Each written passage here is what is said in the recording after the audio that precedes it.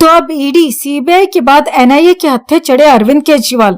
शराब घोटाले के बाद आतंकी संगठन से फंडिंग का मामला सामने आते ही केजरीवाल और ज्यादा फंसते नजर आ रहे हैं। सीएम के करीबियों ने ही खोलकर रख दिए सारे राज। इतना ही नहीं बल्कि गृह मंत्री अमित शाह को सबूतों से भरी पेन ड्राइव भी सौंप दी गई है। तो कैसे खुली आतंकी संगठन से फंडिंग वाली पोल? अब केजरीवाल पर होगा क्या एक्शन, आपको दिखाते हैं, बताते हैं सब। आप भी इस खबर को ज्यादा से ज्यादा लाइक और शेयर कर अपना प्यार और सपोर्ट दिखाएं और कमेंट में इसे लेकर आप भी अपनी बात अपनी राय जरूर रखें। चैनल के साथ जुड़कर चैनल को सब्सक्राइब कर हमारी आवाज बने। तो दिल्ली के मुख्यमंत्री अरविंद केजरीवाल जेल में बंद हैं बीते 21 मार्च से। और अब जिस तरीके से सुप्रीम कोर्ट में सुनवाई हुई और सुप्रीम कोर्ट का जो रवैया सुनवाई के दौरान देखने को मिला, उसे देखकर ऐसा लगा कि सुप्रीम कोर्ट अरविंद केजरीवाल को जमानत दे देना चाहता है, क्योंकि पिछली एक सुनवाई के दौरान सुप्रीम कोर्ट ने कहा था कि आप जमानत के लिए याचिका क्यों नहीं दाखिल करते। हालांकि केजरीवाल को जमानत मिलती है या नहीं वो तो 9 मई को पता चल पाएगा, लेकिन अगर केजरीवाल को जमानत मिल भी जाती है तो भी केजरीवाल की मुश्किलें कम होने वाली नहीं है, क्योंकि अब एनआईए केजरीवाल की जांच करेगी। दिल्ली के एलजी ने एनआईए जांच की सिफारिश कर दी, लेकिन यहाँ सवाल यह है कि वो कौन लोग हैं जिन्होंने एनआईए की जांच की मांग की, क्योंकि एलजी खुद तो ऐसा फैसला नहीं ले सकती। तो जिन लोगों ने केजरीवाल की मुसीबतें बढ़ाई हैं वो 2 लोग हैं, और 2 में से एक तो केजरीवाल के ही साथी रहे हैं। केजरीवाल पर आरोप है कि उन्होंने आतंकी संगठन सिट फॉर जस्टिस से फंडिंग ली। आतंकी पन्नू ने खुद एक वीडियो जारी कर कहा था कि 2018 से 2022 के बीच उसके संगठन ने केजरीवाल को फंड किया और बदले में आतंकी भुल्लर की रिहाई की बात की गई थी। हालांकि भुल्लर को केजरीवाल कोई राहत नहीं दिलवा पाए तो पन्नू केजरीवाल पर फायर हो गए। हालांकि कुछ दावे ऐसे भी किए जाते हैं कि पार्टी बनाने से पहले केजरीवाल एक संगठन चलाते थे जिसका नाम था संपूर्ण परिवर्तन। इस एनजीओ को भी विदेशों से भारी मात्रा में फंड मिला, और जब यह एनजीओ रडार पर आया तो एक दूसरा एनजीओ बनाया गया जिसका नाम कबीर रखा गया। उसे भी अमेरिका की सीआईए टच से फंड के सबूत सामने आए थे। हालांकि पन्नू ने केजरीवाल को पैसे दिए या नहीं वो अभी जांच के बाद साफ होगा। अब आप समझिए कि कैसे केजरीवाल के कॉलर तक एनआईए के हाथ पहुंचे हैं। तो इसमें 2 लोगों की भूमिका है। पहला नाम है आशु मोंगिया और दूसरा नाम है डॉक्टर रायजादा। मोंगिया खुद को वर्ल्ड हिंदू फेडरेशन का महासचिव बताते हैं और मुनीश रायजादा कभी आम आदमी पार्टी के सदस्य हुआ करते थे।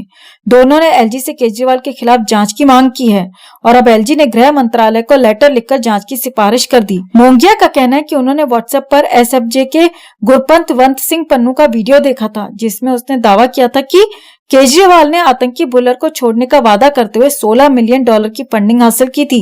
तो जो लेटर गृह मंत्रालय को भेजा गया है उसमें मुनीश रायजादा का भी नाम शामिल है। रायजादा अमेरिका के शिकागो में डॉक्टर हैं और वो 2015 तक केजरीवाल के साथ ही रहे हैं।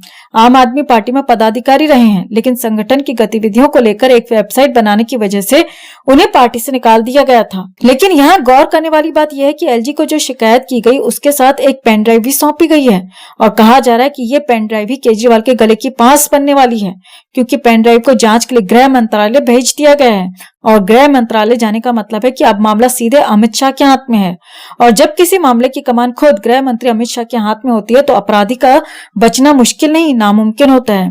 तो जाते जाते आपको बता दें कि आतंकवादी गुरपंत सिंह पन्नू ने एक वीडियो जारी कर कहा था कि उसने भुल्लर की रिहाई के लिए तकरीबन 134 करोड़ 2018 से 2022 के बीच अरविंद केजरीवाल को दिए थे, और अब इस मामले की जांच एनआईए के हाथ में है। तो देखना होगा कि क्या अरविंद केजरीवाल ने वाकई में आतंकवादी पन्नू से पैसे लिए थे। वैसे आपको क्या लगता है, क्या ये बात सच हो सकती है? कमेंट में इसे लेकर आप भी अपनी बात अपनी राय जरूर रखिए और वीडियो को ज्यादा से ज्यादा लाइक और शेयर कर अपना प्यार और सपोर्ट भी जरूर। तो एक कहावत है, गरीबी में आटा गीला। ऐसा ही कुछ हुआ है आम आदमी पार्टी के साथ। एक तरफ शराब घोटाले में पूरी पार्टी तबाह हो गई है, तो दूसरी तरफ आम आदमी पार्टी के नेताओं की फिसलती जबान पार्टी के लिए आफत बन रही है। तो कैसे इस बार केजरीवाल को भी ले डूबी आतिशी? कैसे मानहानि केस में हो गया हिसाब किताब? कैसे आतिशी के बयान से कोर्ट में मच गया कोहराम? आपको दिखाते हैं, बताते हैं सब। आप भी इस खबर को ज्यादा से ज्यादा लाइक और शेयर कर अपना प्यार और सपोर्ट दिखाएं और कमेंट में इसे लेकर आप भी अपनी बात अपनी राय जरूर रखें। चैनल के साथ जुड़कर चैनल को सब्सक्राइब कर हमारी आवाज बने। तो इस बार केजरीवाल की मंत्री आतिशी मालेना के बड़बोलेपन ने मुख्यमंत्री केजरीवाल को पूरी तरह फंसा दिया है। दोनों के खिलाफ झूठ फैलाने पर मानहानि का केस दर्ज किया गया है, और ये केस किसी और ने नहीं बल्कि बीजेपी नेताओं की तरफ से करवाया गया है। दरअसल दिल्ली बीजेपी के मीडिया प्रमुख प्रवीण शंकर कुमार ने कोर्ट में आतिशी और केजरीवाल के खिलाफ मानहानि का केस किया है। केजरीवाल आतिशी के खिलाफ दर्ज मानहानि केस में 16 मई को कोर्ट में सुनवाई होगी। कोर्ट ने शिकायतकर्ता का स्टेटमेंट दर्ज कर लिया है। कोर्ट तय करेगा कि आतिशी और केजरीवाल को समन जारी करना है या नहीं। शिकायत में बीजेपी नेता प्रवीण शंकर ने आरोप लगाया है कि आम आदमी पार्टी के दोनों नेताओं ने बीजेपी पर झूठे आरोप लगाए कि वो आप के नेताओं को खरीदने की कोशिश कर रही है। इस तरह के आरोप बीजेपी के कार्यकर्ता और नेताओं की प्रतिष्ठा को कम करने के इरादे से लगाए गए हैं। बीजेपी ने आम आदमी पार्टी के आरोपों को झूठा, मनगढ़ंत और हेर फेर वाला बताया है। कोर्ट में बीजेपी की तरफ से बाकायदा कहा गया है, आम आदमी पार्टी के नेता कह रहे हैं कि बीजेपी उनकी पार्टी के नेताओं को अपनी ओर लाने के लिए 20 से 30 करोड़ रुपए ऑफर कर रही है। जब भी ईडी एक्साइज पॉलिसी के मामले में आप नेताओं के पास जाती है, ये लोग आधारहीन आरोप लगाने लगते हैं और खुद को प्रताड़ित बताने लगते हैं।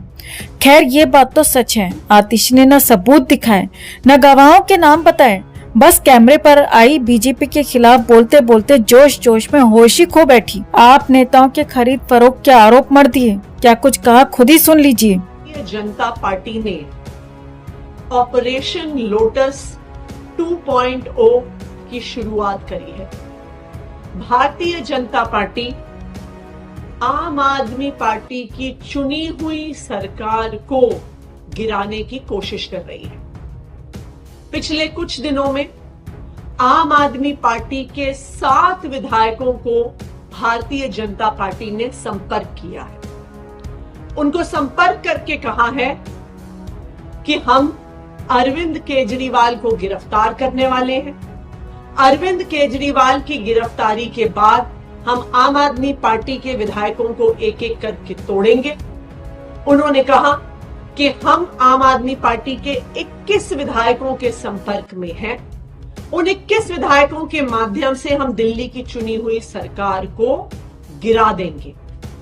भारतीय जनता पार्टी ने हमारे इन 7 विधायकों को 25-25 करोड़ रुपए का ऑफर दिया आम आदमी पार्टी छोड़कर भारतीय जनता पार्टी में आने के लिए।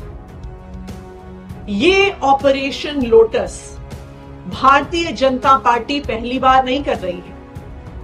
Operation lotus Bharatiya Janata party का तरीका है कि जिन जिन राज्यों में उनकी सरकार नहीं बनती, वो पैसे देकर, डराकर, धमकाकर, सीबीआई और ईडी के केस करवाकर चुनी हुई सरकारों को गिराने की कोशिश करती है। केजरीवाल की इस गिरफ्तारी से पहले भी आतिशी की जबान फिसली थी। मैडम साहिबा माइक के सामने आई तो बीजेपी पर सरकार गिराने के आरोप पढ़ने बैठ गईं। लेकिन कौन उन्हें कॉल कर रहा था, कौन विधायकों को खरीदने की कोशिश कर रहा था, न उसका नाम पता न उन्हें उसके पते का पता, बस हवा में तीर छोड़कर चली गईं। इसी झूठ की वजह से आतिशी पहले ही दिल्ली पुलिस के रडार पर भी आई हैं। दिल्ली पुलिस ने इस मामले में न सिर्फ केजरीवाल को बल्कि आतिशी को भी नोटिस जारी कर तलब किया था। खैर, अब कोर्ट तक मामला पहुंच चुका है तो आतिशी को जवाब भी देना होगा। अब सबूत भी पेश करने होंगे, गवाह भी बताने होंगे।